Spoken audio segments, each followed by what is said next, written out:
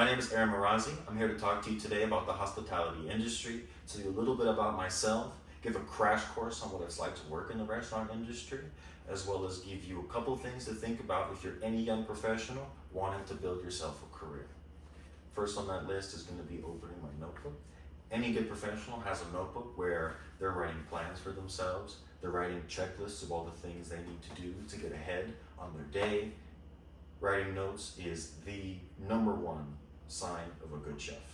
Every good chef has a notebook. All the people that I work with at my very high-end restaurant have multiple notebooks. The bosses have bookshelves of notebooks. It's actually quite interesting to sit with them and watch them think about and reminisce from old notebooks. So I recommend that to anybody who wants to be a chef. Start writing things down, little recipes, start writing down little notes, bits of history about food.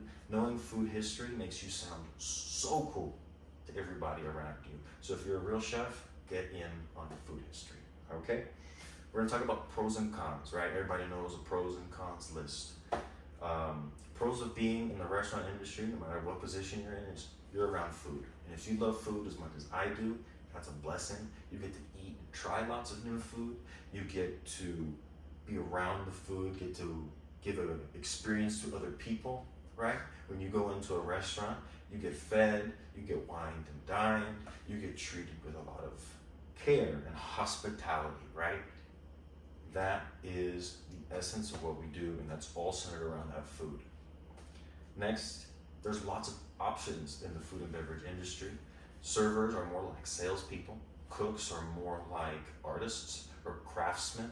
Managers are like accountants mixed with HR people, mixed with all the other little things they have to do throughout the day. There's people who work in the creation of alcohol and spirits. There's the people who work in the farming and in the agriculture. It's all connected. We all rely on each other, and there's a lot of people who move back and forth from those industries in and out of the food industry as well.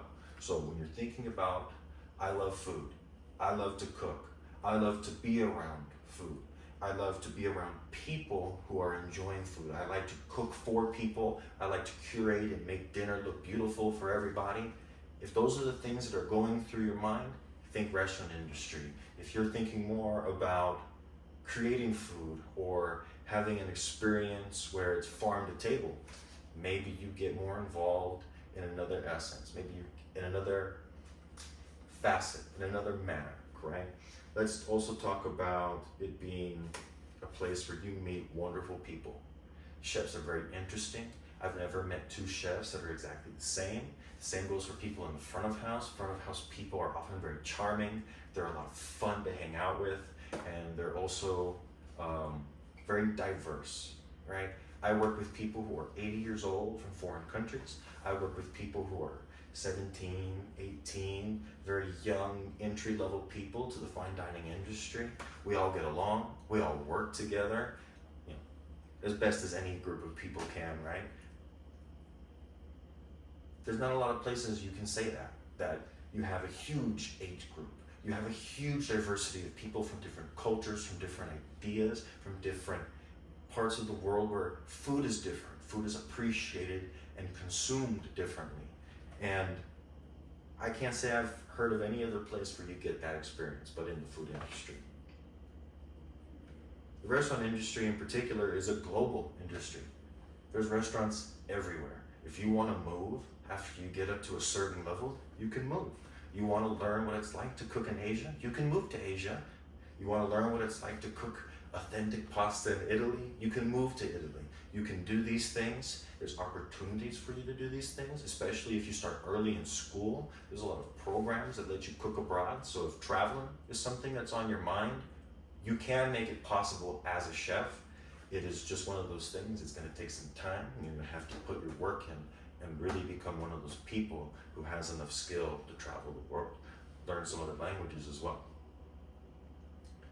It is an exciting job.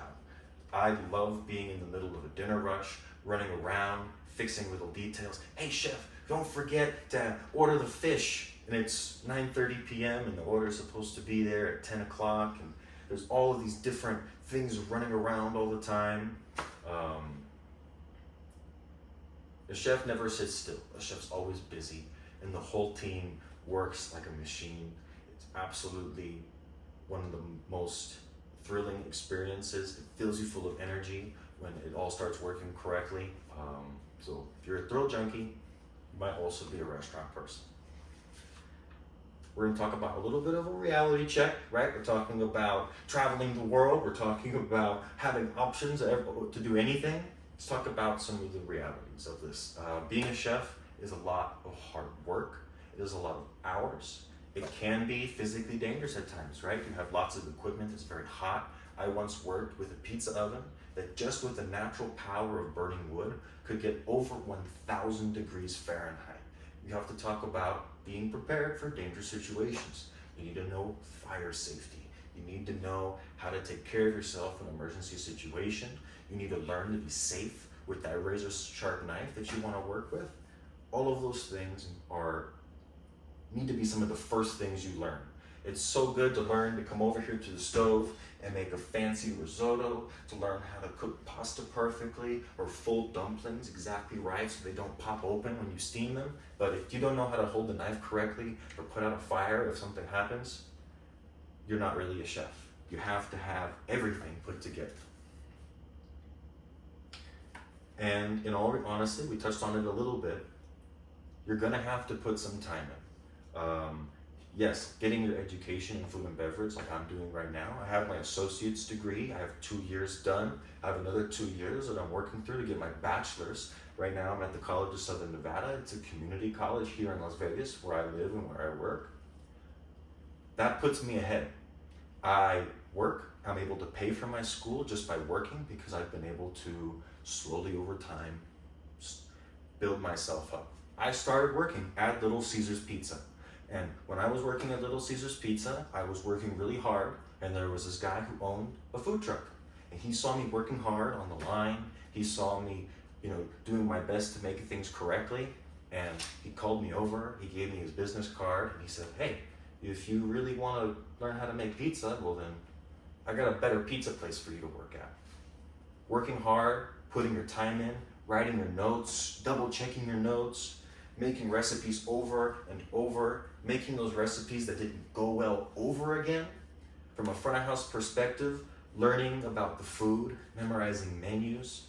When you're old enough, you're gonna need to learn about wine, about different kinds of liquors, the different kinds of cocktails and beers. When you're 21, that is gonna be part of it if you wanna work in the front of house, because that's what we do. We sell alcohol, we sell beer, we sell food. We sell a wonderful experience, all put together with those things, right?